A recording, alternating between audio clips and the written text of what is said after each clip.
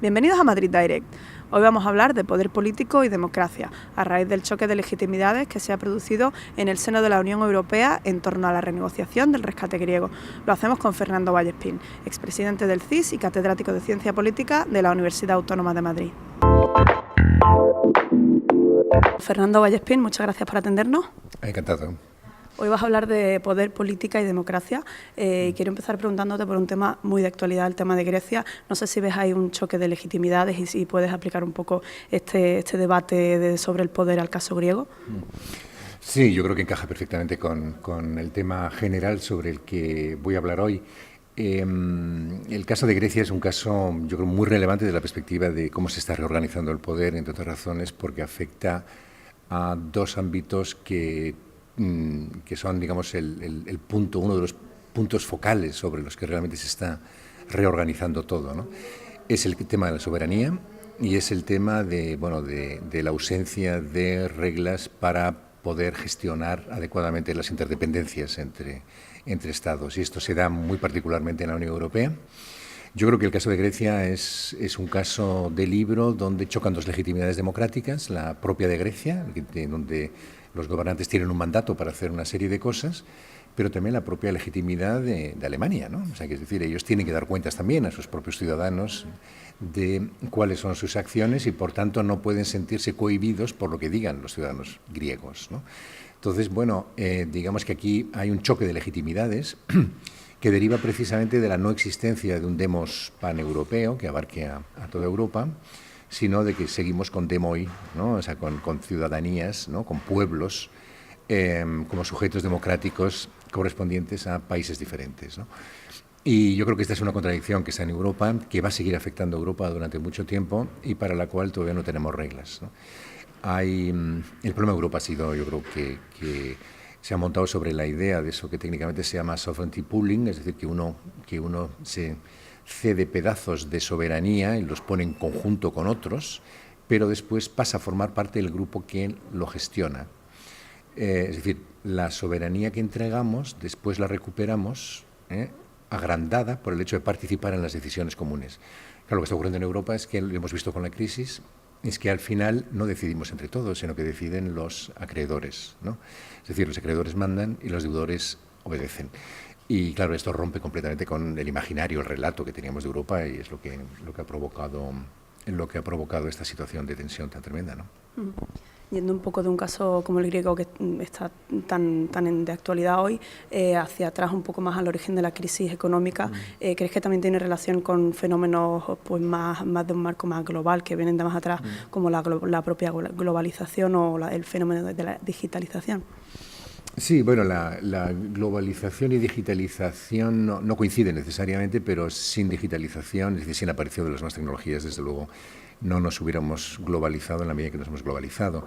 Lo característico del nuevo capitalismo financiero es que sí se apoya en avances habidos en las nuevas tecnologías de la comunicación, que son los que permiten crear todo este nuevo sistema de productos, como se les llama, financieros, de tal forma que el sistema financiero ha acabado siendo el creador de una dinámica que digamos, no coincide con el propio desarrollo económico, ¿no? Es decir, el sistema financiero va como muy por delante del propio sistema productivo, ¿no? Y por eso su valor es 4 o 5 veces superior al PIB mundial, ¿no? Pero el problema es que nadie lo regula, ¿no? Es decir, las regulaciones son muy escasas, operan internacionalmente y mientras que las organizaciones políticas son locales, ¿no? Entonces, claro, algo que es global, que no está sujeto a directrices políticas locales, lo que significa es que, en cierto modo, funciona descontroladamente. Y, bueno, prueba de ello fue que la crisis es el tema de las hipotecas basura, es decir, productos, de estos productos de los que hablábamos, que acabaron contaminando todo el sistema financiero y entonces los bancos dejaron de prestarse dinero y como todo el sistema financiero vive a crédito, pues evidentemente pues eso generó ya la debacle, ¿no? Así que indudablemente es una crisis del sistema financiero internacional que ha acabado afectando pues prácticamente a todas las economías, pero muy fundamentalmente a las europeas. Ese papel de la tecnología es muy claro en el mundo financiero y también en la exigencia de transparencia por parte de la población, ¿no? Ha habido protestas desde Grecia a los primaveras árabes y aquí en España también lo hemos visto, un reclamo de transparencia y el cuestionamiento relacionado también con el cuestionamiento del poder. Te quería preguntar si en el caso español ves rasgos diferenciales. ¿Dónde está el poder aquí en España? Bueno, el poder en España está, por un lado, en el Parlamento, pero por otra parte está en los medios de comunicación y está en el sistema económico, ¿no?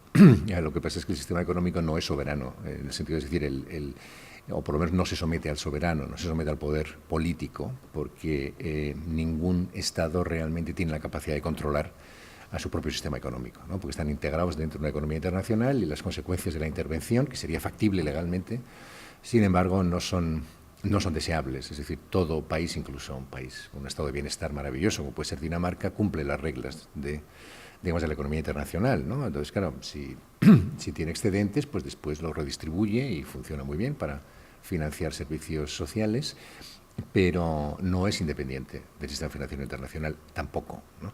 Entonces, bueno, en España el poder ahora mismo, pues el problema está en que, bueno, nuestro poder soberano está limitado por nuestra integración en la Unión Monetaria Europea y el hecho de que tengamos esa dependencia también de las prestaciones del Banco Central Europeo, evidentemente nos pone en manos del resto de los países europeos y particularmente de los acreedores, ¿no? De los que tienen más dinero, ¿no? De Alemania, fundamentalmente.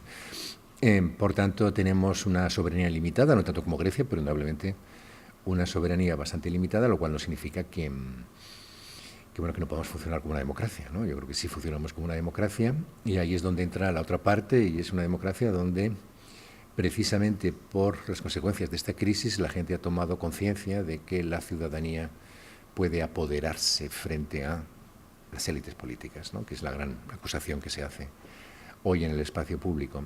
Y eso pues ha generado una movilización permanente a la que estamos todavía asistiendo, está trastocando completamente el sistema de partidos. Y muy probablemente, pues bueno, se introducirá en un escenario político nuevo, que todavía no sabemos cuál va a ser, pero que indudablemente no va a ser el que hemos venido heredando del periodo inmediatamente posterior a la transición.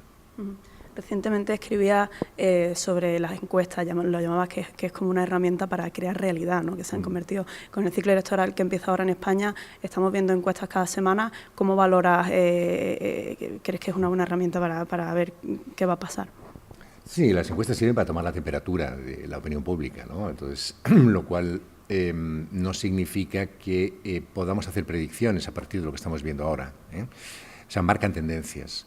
Pero lo que sí se percibe es muchísima volatilidad, ¿no? De votos. A una encuesta con 2 semanas de diferencia cambia el resultado. Sobre todo hay mucha volatilidad entre los 3 grandes partidos, incluyendo a Podemos como uno de los grandes partidos.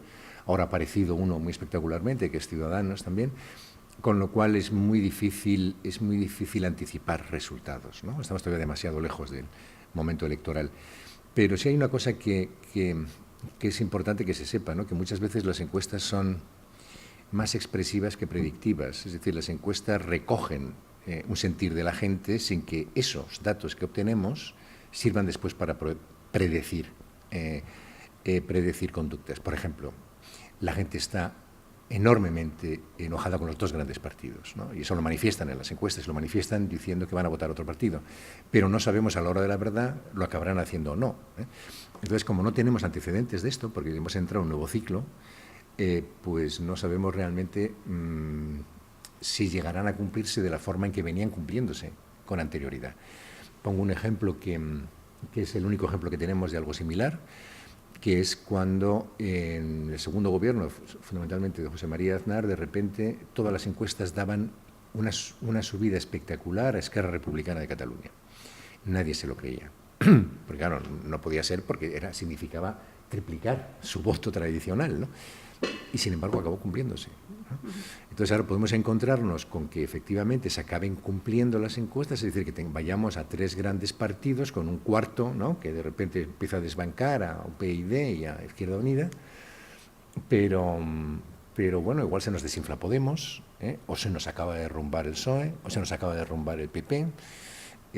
No lo sabemos. Yo creo que por las encuestas hoy por hoy todavía no lo podemos saber. Lo que sí sabemos claro, y yo me atrevo a afirmar casi rotundamente, es que el bipartidismo está tocado, ¿eh? O sea que no vamos a volver a tener 84% o 90 casi, cerca del 90% de los escaños en manos de los dos grandes partidos. Muchas gracias, Fernando Vallespín. Nada, encantado. Muchas gracias a Fernando Vallespín por atendernos. A ustedes les esperamos en la próxima edición de Madrid Direct, aquí en Dukascopy TV.